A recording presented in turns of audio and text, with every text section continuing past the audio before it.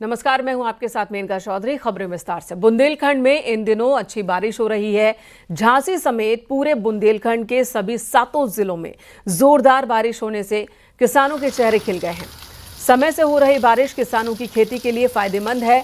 बारिश से शहर में जगह जगह टापू जैसी स्थिति भी बन गई है, जिससे आम लोग थोड़े परेशान जरूर हैं, लेकिन बारिश ने किसानों के चेहरे पर खुशी ला दी है। बुंदेलखंड के सभी जिलों में बारिश हो रही है, जोरदार बारिश हो रही है।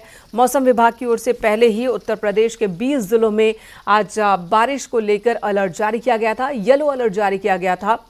और बारिश की ये तस्वीरें झांसी से इस वक्त आप देख रहे हैं।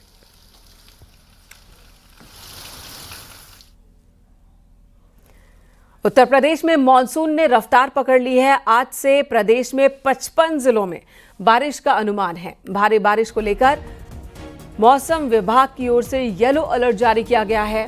पहले बारिश प्रदेश के दक्षिणी हिस्सों में शुरू हुई और अब तराई, मध्य और पश्चिमी इलाकों की तरफ अच्छी बारिश हो रही है। आपको बता दें, शनिवार को प्रयागराज, मिर्जापुर, अमेठी, उन्नाव और लखनऊ जैसे शहरों में झमाझम बारिश हुई थी। प्रयागराज, सोनभद्र, मिर्जापुर और भदोही में भी भारी बारिश की संभावना है।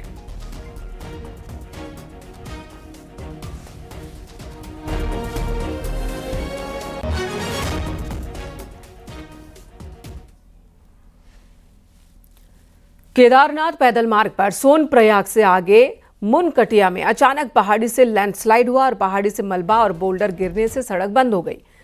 सूचना के बाद टीम मौके पर पहुंची, मलबा हटाना शुरू किया गया, जिसके बाद लगभग 40 मीटर स्लाइड जोन पर श्रद्धालुओं की भीड़ दौड़ते हुए आगे निकल रही थी।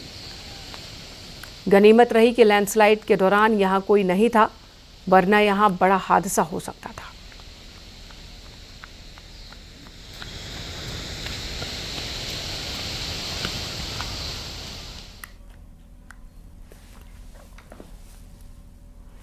आगरा से खबर, जहां पर अजीबोगरीब घटना हुई है। यहां एटीएम से ज्यादा पैसे निकलने लगे, जिसके बाद लोगों की भीड़ इकट्ठा हो गई।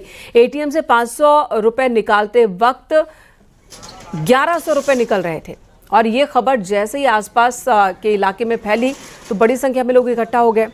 मामला नगला बुद्धा में लगे इंडिया फर्स्ट एटीएम का बताया जा रहा है। सूचना पर पुलिस टीम पहुंची, एटीएम को बंद करवाया और बैंक को इस बात की जानकारी दी।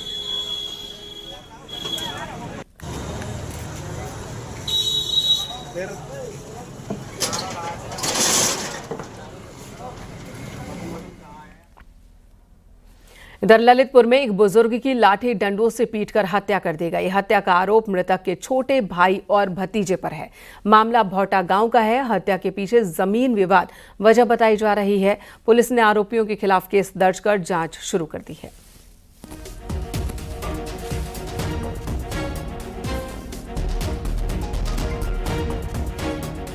बकरी के लिए पत्ते खिलाने के लिए तोड़ने को लेकर एक ही परिवार के 2 भाइयों में आपस में मारपीट झगड़ा हो गया, जिसमें बड़े भाई को चोटें आई, जिसके संबंध में थाना हाजा पर सुसंगत धाराओं में मुकदमा पंजीकृत कर लिया गया तथा घायल को इलाज हेतु भेजा गया। आज शाम 6 बजे के आसपास घायल छलोने की मृत्यु हो गई, जिसके संबंध में आवश्यक विधिक कार्रवाई थाना कोतवाली द्वारा की जा रही है। उक्त के संबंध में एक अभियुक्त को गिरफ्तार कर लिया गया है।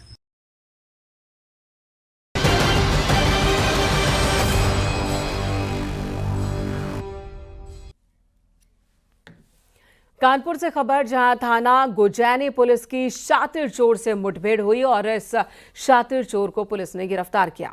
पहले इसने पुलिस टीम पर गोली चलाई थी। जवाबी कार्रवाई में आरोपी शिवम के पैर में गोली लगी। आरोपी के पास से अवैध हथियार, चोरी की गाड़ी बरामद की गई है, जिसके बाद उसने पुलिस के सामने कसम खाई कि अब वो दोबारा अपराध नहीं करेगा। इन्होंने बताया कि यहाँ पर पुरानी गाड़ियां जिसमें सेंसर नहीं लगे होते, उनको हम लोग चोरी करते हैं और जो कानपुर में आसानी से उपलब्ध है।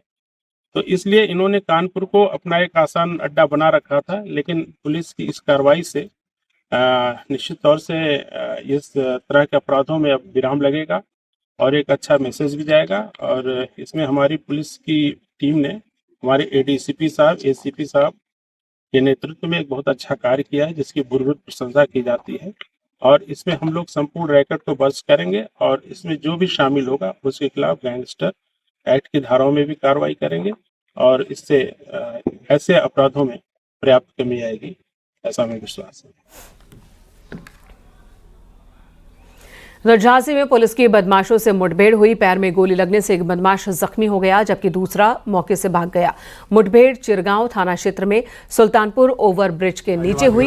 हापुड़ में एनकाउंटर में 25,000 का इनाम जख्मी हुआ। एनकाउंटर में घायल बदमाश शहजाद सैफी हाथ जोड़कर माफी मांगता दिखा और उसने कसम खाई कि अब योगीराज में कभी अपराध नहीं करेगा। वहीं गाजियाबाद पुलिस ने वाहन चेकिंग के दौरान मुठभेड़ में शातिर लुटेरों को गिरफ्तार किया।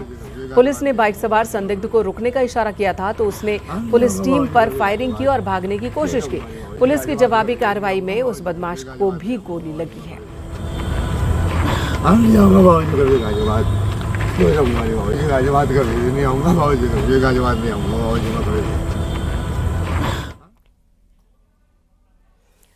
मथुरा में सीवर सफाई के दौरान एक हादसा हुआ। 2 मजदूरों की मौत हो गई। मामला थाना कोतवाली वृंदावन इलाके का है। एक गेस्ट हाउस के सीवर की सफाई के लिए सफाई कर्मी बुलाए गए थे। इनमें से एक सफाई कर्मी जब सीवर की सफाई के लिए उतरा तो बेहोश हो गया। उसे बचाने के लिए दूसरा साथी उतरा तो वो भी सीवर में ही रह गया, वो भी बेहोश हो गया। इसके बाद ठेकेदार मौके से भाग निकला। बेहोशी की हालत में नरेंद्र और छोटेलाल को सीवर से निकालकर हॉस्पिटल ले जाया गया, लेकिन डॉक्टर्स ने वहां उन्हें मृत घोषित कर दिया। परिजनों ने अस्पताल में हंगामा किया है। पुलिस और नगर निगम के अधिकारियों ने मौके पर पहुंचकर मामला शांत कराया। नगर आयुक्त ने नियमानुसार मुआवजा दिलाने का भरोसा दिया है।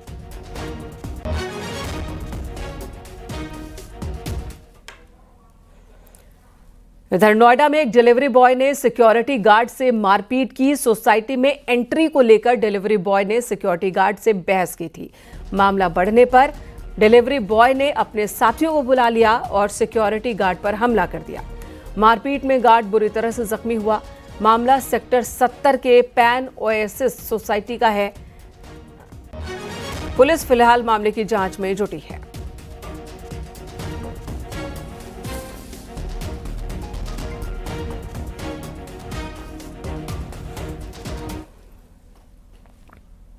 बुलंदशहर में पुलिस ने वक्त रहते मौके पर पहुंचकर सुसाइड कर रहे एक लड़के की जान बचाई है। कीटनाशक दवा खाने के बाद वो लड़का अपने कमरे में साड़ी से फंदा लगाकर उस पर लटक कर जान देने की कोशिश कर रहा था।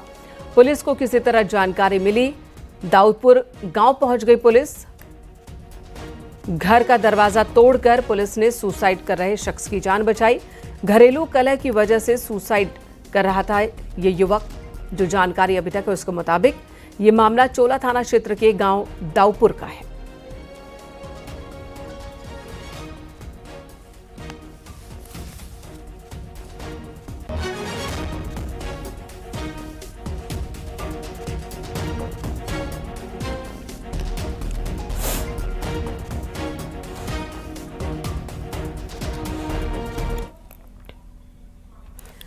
Greater Noida international film city का 26 जून को शिलान्यास होगा। 26 जून शाम 5 बजे पहली ईंट रखी जाएगी, यानी कि भूमि पूजन शिलान्यास। 80 एकड़ में पहले फेज में निर्माण का काम होगा। फिल्म स्टूडियो और फिल्म इंस्टीट्यूट पहले फेज में बनाए जाएंगे। फिल्मी हस्तियों का जमावड़ा भी हो सकता है। 26 तारीख को लेआउट प्लान पहले ही पास हो चुका है।